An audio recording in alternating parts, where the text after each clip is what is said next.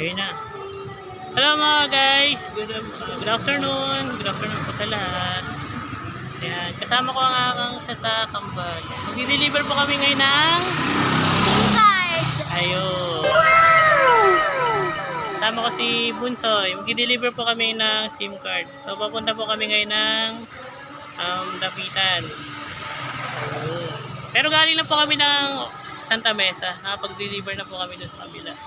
So ngayon, pagod ka na ba?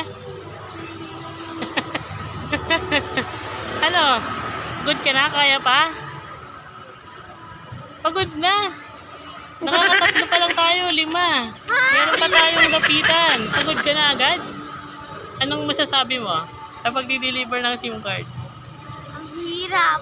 Ang hirap. Okay, alam mo na. Ayan. At least, matuto